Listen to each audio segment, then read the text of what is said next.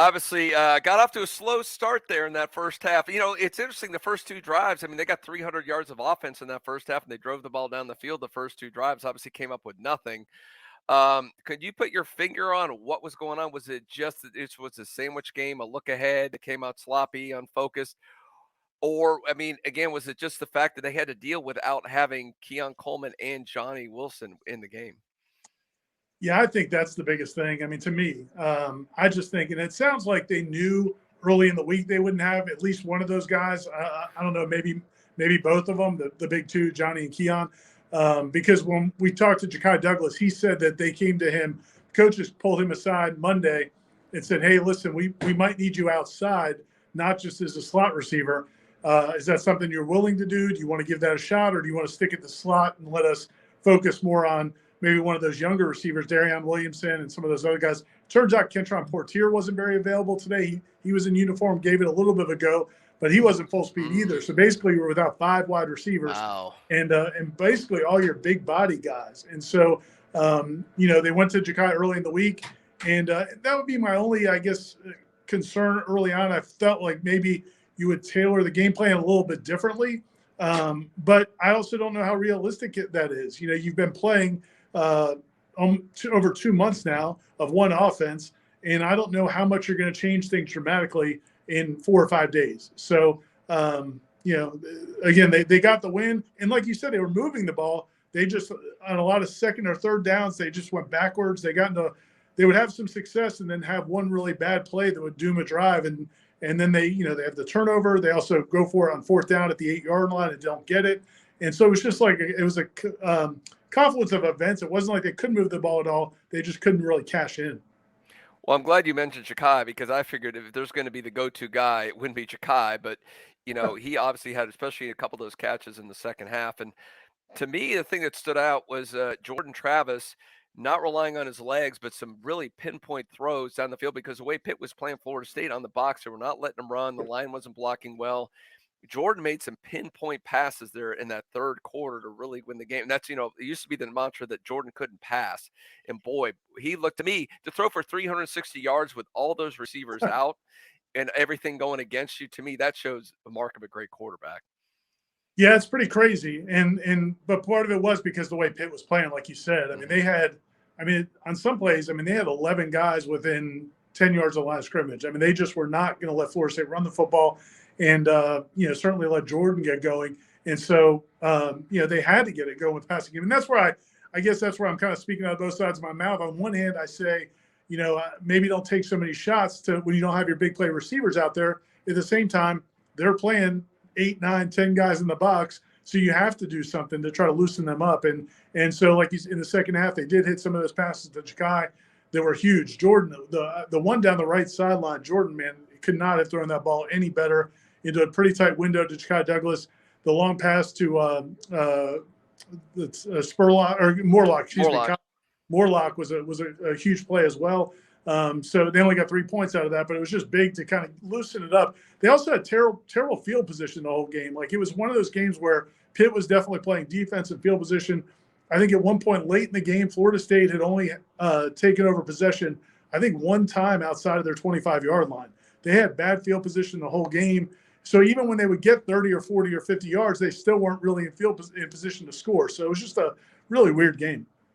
And I think the last thing I want to ask you about, just the defense, obviously keeping them in that game, because that first half you should have been down at halftime. Honestly, it felt like you were down, even though it was 10-7 at halftime. Central Cyprus obviously blew the play, but then again, he made the great play. It could have been a lot worse at the half without staying with it and forcing the fumble there right on the goal line. But again, I got to say that's pretty good for the defense to hold. I know Pitt's not a great offensive team, but anytime you hold a team to 7 points, I mean, that in a game like this, with all those guys down, the defense really need to be leaned upon. In my opinion, they came through.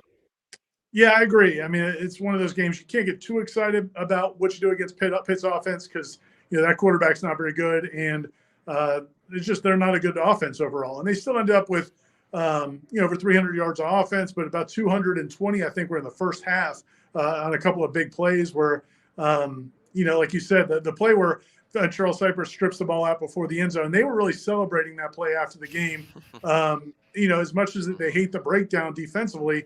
But man, that is a big play to stay with it and to fight. And knock that ball out before the goal line. Because a lot of times, man, you see teams, and we've seen bad Florida State teams just kind of let the guy walk into the end zone. And so there's something to be said for that. They're going to celebrate that while also acknowledging, they've got to play better. But I thought the defensive front was dominant in the second half. I mean, they really got after Pitt's quarterback anytime he dropped back, even though Pitt was, protecting with a lot of guys. They would keep 7, 8 guys in to protect. Florida State still got pressure on them as the game went on. So, again, man, it's a game where it's not pretty, but man, you're 9-0. You've clinched a berth in the ACC championship game.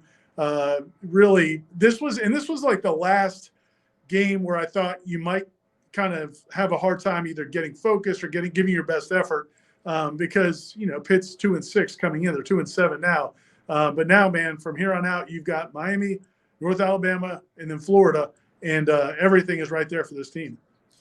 So, Ira, the one question I have, I appreciate the note on Kentron that he wasn't 100% because he was held without a catch. And then I raised my eyebrows when you reported on the Tribal Council before the game that he wasn't running with the starters, that Darion was starting outside, Ja'Kai was, and Destin, and it was not Kentron. I was like, well, what gives there? So thank you for the information because we had no idea about that. I will ask you about injuries and what you could perceive from the press box. We're not censored from looking at the sidelines from the press box, as far as I know. That media policy hasn't been updated. But Destin looked like he pulled up a little bit on that catch and run for 29 yards. Obviously, he's fighting through something, making sure he was okay. Jordan was limping towards the end. Did you see him around after the game? And I don't think we saw Robert Scott out there at all at tackle for Florida State after playing 20-odd snaps. So anything else from any other guys that you might have seen? Because clearly the attrition has kind of set in and Florida State had a battle pass today. Yeah, I'll try to get those. If I miss one, remind me. Robert Scott was dressed. He went through pregame warmups, but he did not play. Like you said, as far as I know, I don't think he played at all. They started Darius at left tackle, and then they went to Bless Harris.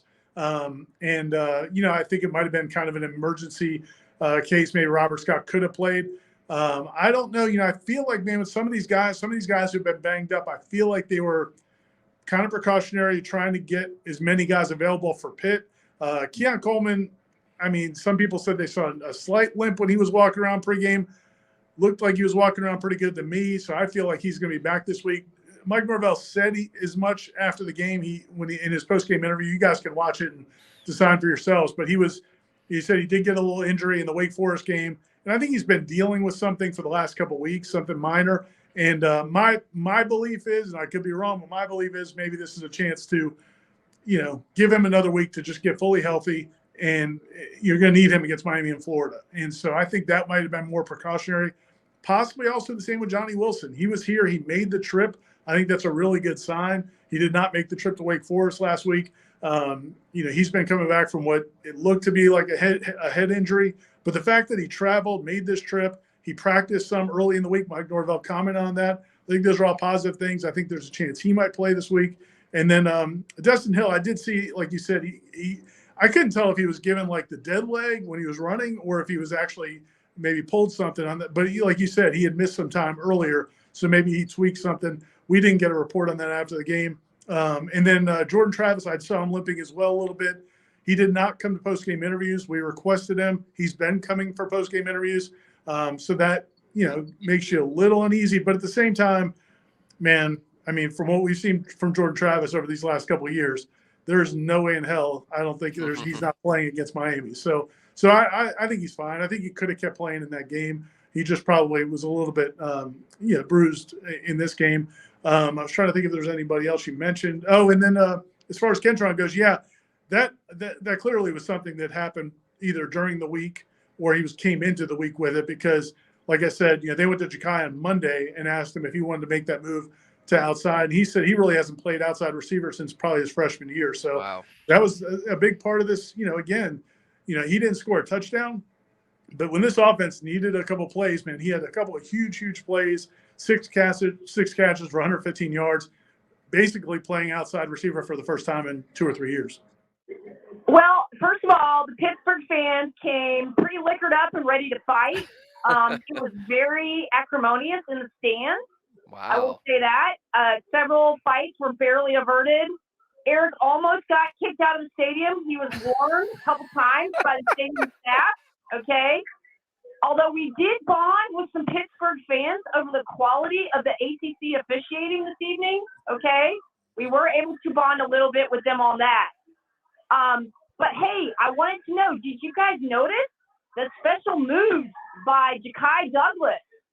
Particularly one move he made midfield where it looked like he was, I don't know, doing something dirty with the football.